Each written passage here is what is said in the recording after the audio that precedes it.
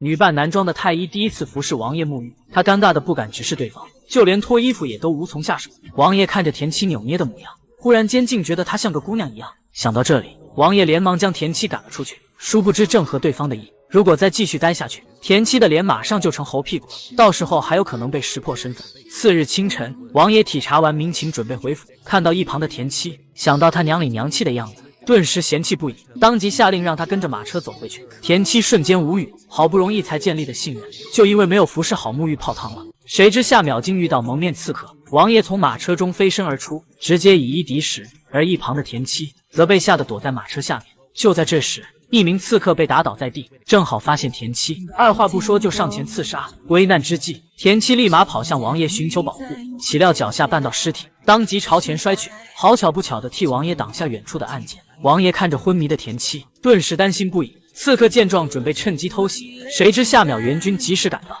他们只能立马撤退。回到驿站后，王爷见大夫迟迟不来，为了保住田七的性命，他准备亲自为其治伤。田七，你可信我？我在战场上受过同样的伤，我知道这剑拔掉之后如何止血。现在我需要解掉你的衣服，才能方便行事。田七听后瞬间慌了神，如果把衣服解开，那自己女扮男装的事就会瞒不住了。在王爷准备动手时，田七使出全力握住王爷的手。答应我，如果活下去的话，无论如何都不要处死我。你说什么胡话？我现在是救你，怎么会处死你呢？你答应我。田七还没说完就昏死过去。王爷见状赶紧捡衣服，就在秘密即将暴露时，季征带着女医及时赶到，而此人正是田七的红姨。她是女医，岂可医治男人？民女为医者，在医者眼中，病患不分男女，只分病情轻重。依民女之见，床上那位若再不医治，真撑不过一炷香的时间。王爷听后也不再纠结，当即让女医上前救治。为了瞒住田七的身份，红衣以行医时不喜欢别人在身旁为由，将所有人都赶了出去。1个时辰过后，王爷见女医还没出来，顿时焦急不已，不停地在门口来回走动。叶大夫是方圆百里最好的大夫，我们要相信他，一定可以救田七的。就在季征的话音刚落，红衣就走了出来，告诉王爷田七的伤已无大碍，只需好生调养就行。王爷听后瞬间松了一口气，急忙去屋内看望田七，并独自照顾他到深夜。这时王爷见田七满头大汗，还贴心的为其扇扇子，谁知这一幕正好被盛总管看见。王爷顿时尴尬不已，连忙假装是给自己扇风，怎料慌忙间扇子竟还拿反了。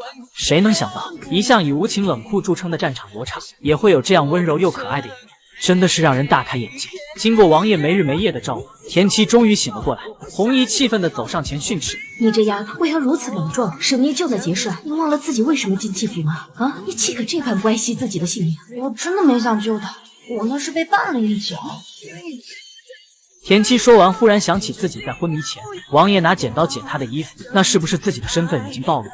红衣瞬间没脾气，告诉田七自己才是他的救命恩人。田七听后，悬着的心这才落下。经过一段时间休养，田七又满血复活。回到王府之后，大家都听说他英勇救主的事迹，纷纷主动和他打招呼，弄得田七尴尬不已。可让他更想不到的是，王爷竟为他在自己的寝房内加了一张睡榻。你不要误会啊，我是看你身上的伤还没有好，怕你体力不济，可以在那里休息。现在你在我屋里睡着了，我不会再骂你。田七没想到救了王爷一命，竟有这么多的好事，于是他趁对方心情不错时讨要赏赐。小人那日以身挡剑，那节帅是不是就可以随便给小人一免死金牌？我又不是当今圣上，凭什么给你免死金牌？你别误会，我说的那个免死金牌不是御赐的那个免死金牌，而是节帅专门给小人的免死金牌。不得不说田七真是聪明，他知道自己的身份，总有一天会瞒不住，到时候他的小命肯定不保。我是不会给你免死金牌的，因为你的人、你的命都是属于我，我不让你死，我就永远不会让你死在我眼前，记住。田七听后瞬间开心不已，以后再也不用再担惊受怕。可让他想不到的是，王爷心中喜欢的那个女孩就是他。然而令王爷没想到的是，这天在湖边，竟意外看到田七竟是女人。他此时又惊又喜，原本还以为自己有断袖之癖，没想到是他太傻了。回到房内，王爷躺在床上，脑子里反反复复都是以前与田七相处的场景，他辗转难眠，索性起身开始思考自己对田七欺瞒身份一事到底是个什么心思。片刻过后，王爷诧异自己竟丝毫不恼田七女扮男装，并且他还特意拿盛总管做对比，岂料一想到对方穿上女装的样子，瞬间恶心到想吐。现在王爷终于明白自己心里已经爱上田七。次日清晨，王爷来到田七的住处，想给他来个特大惊喜，谁知他正准备进去时，弟弟季征刚好也来找田七，王爷只好躲在外面偷听。岂料发现田七女扮男装的事，季征竟然早就知道。看来只有自己傻了吧唧的。就在这时，季征侧面打听田七的喜好。小谢，你觉得女人都喜欢什么样的男子？什么样的男子？我觉得吧，怎么也得配得上风花雪月这4个字吧。躲在窗外的王爷立马竖起耳朵，听见田七谈到自己喜欢红色的衣，当即记在心里。真没想到王爷还有这么柔情的模样，与之前严肃绿蚁的样子差之千里，却也因此显出他可爱的一面。这时王爷探出半个脑袋想要偷看，谁知正巧看见季征和田七靠得极近，醋坛子瞬间打翻一地，他急忙出面喝止两人。小人帽子歪了，小侯爷在帮我正帽子。那也不用靠那么近吧？不知道男女授受不亲吗？啊？我是说，这男女之间都有授受不亲之理，何况你们2个大男人在一块，靠那么近，这成何体统啊？兄长，医者面前本来就没有那么多规矩可言，不然怎么给患者把脉、扎针？这些都是非有肢体接触不可的呀。王爷为了不让2人再有接触，便以有事为由，让季征跟自己离开。兄弟2人来到凉亭，王爷又恢复了常态，仿佛他的温柔只属于田七一人。他询问季征，田七在他心中的位置，谁知对方毫不避讳，称自己十分欣赏田七，并且眼神中不自觉流露出爱慕之情。王爷顿时紧张起来，当即不准季征再去找田七看病，可这只会增加对方的怀疑。季征觉得王爷可能已经知道田七的身份，于是他要尽快想办法把对方带出王府。殊不知王爷早已喜欢上田七，并且还准备向他表白。这天王爷在田七的住所外撒下粉色花瓣，自己再随着花瓣从天而降，帅气的落在他的面前，真的是浪漫至极。喜欢吗？不喜欢，我不喜欢。你不说女人都喜欢吗？小人也不是女人，我怎么知道啊？田七见此场景，顿时不知所措，只能以煎药为由快速离开。谁知被王爷一把拉住，并且还说出他的真实身份。田七没想到最终还是被王爷发现，吓得他脚下没有站稳，好在被王爷及时抱住。你是因为害怕，所以一直都不敢承认。不是，我是怕被发现了之后，就再也不能留在您身边。王爷不想再错过田七，直接倾诉自己的爱慕之情，并且还亲自给他准备女装。等到田七换上之后，王爷顿时挪不开双眼。田七没想到王爷也有温柔的一面，心中也不禁更喜欢他。然而令田七没想到的是，自己刚恢复女儿身，下秒就遭到蒙面人刺杀。危难之际，田七奋力反抗，但还是被对方掐住脖子。就在这时，他突然看到蒙面人手上的咬痕，确定他就是杀害父母的凶手陈无庸。田七立马向他抛洒白色粉末，然后趁机快速逃走，岂料还是被陈无庸拦住，眼看马上就要命丧于此。好在季征及时赶了过来，陈无庸见半路杀出个程咬金，只能先离开，再另找机会。但这里不是想来就来想走就走的地方。季征一个帅气飞身，拦住陈无庸的去路。经过几个回合的打斗，季征最终不是陈无庸的对手。就在这时，王爷也赶了过来，可还没过上几招，陈无庸就快速飞身离开。随后田七把陈无庸的身份告诉给王爷，还说自己用药粉灼伤了他的脸。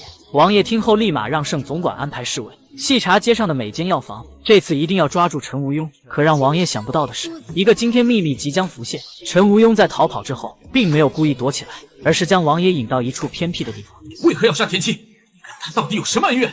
因为田七不是别人，正是沈青云的女儿。陈无庸说完，还告诉王爷，他之所以杀了沈太医一家，全是季夫人指使的。王爷闻言大吃一惊，没想到母亲才是田七口中的仇人，他顿时伤心不已。我承认我做过很多错事，但是那都是因为我想做一名好母亲。无论我做什么，你都不要管，不要问，你只要记住，我是永远不会伤害你的。王爷明白母亲做这一切都是为了自己，但毕竟伤害了许多无辜的性命，他一时间很难抉择，最后只能决定让自己来承担这一切的后果。这天田七来找王爷，想询问是否抓住陈无庸，谁知盛总管却告诉他，陈无庸已经逃出城去了，王爷正带兵全力追捕他。田七听后觉得十分奇怪，但王爷现在不在府中，只能耐心的等待。殊不知王爷并没有出去，他不知道要怎么面对田七，只好选择躲避。可躲得过初一，躲不过15。田七还是得知陈无庸被关在季府地牢的事情，他不明白王爷为何要隐瞒自己，于是决定前去一探究竟。田七叫来李叔，让他装扮成采药的老农混进季府。两人来到地牢，田七用烟雾放倒看守的侍卫，岂料正要打开门的时候，一名守卫竟醒了过来。危难之际，幸好季征及时出现，打倒守卫，和他们一起进了地牢。田七见到陈无庸，愤怒地用刀逼问他，当年到底是谁指使他杀害自己的父母？你是没有发现，还是不愿意相信？你这话什么意思？下令杀害你父母的就是季侯。你觉得我会相信吗？他为什么要这么做呀？陈无庸告诉田七，当年王爷灭掉董氏山庄立了大功，但却受到了老王爷的猜忌，想要废掉他，改传位给继征。王爷很不甘心，便想要毒死自己的父亲。可沈太医宁死也不配合，于是就动了杀念。不可能！就是因为季恒他知道，只有死人才能够永远的保守秘密，这就是真相。你就是为了逃脱罪行，所以才把这一切都栽赃到季恒身上。陈无庸告诉田七，以他的身份，可不是谁都能调得动的。田七还是不愿意相信，但事实却让他不得不信。这时，陈无庸突然口吐鲜血，说是王爷要杀他灭口。你们俩真是够可怜的，被他们母子欺骗伤害至此，还那么相信。田七顿时伤心不已，没想到自己心爱的人竟是杀害父母的凶手，殊不知他已经掉入陈无庸设计的陷阱里。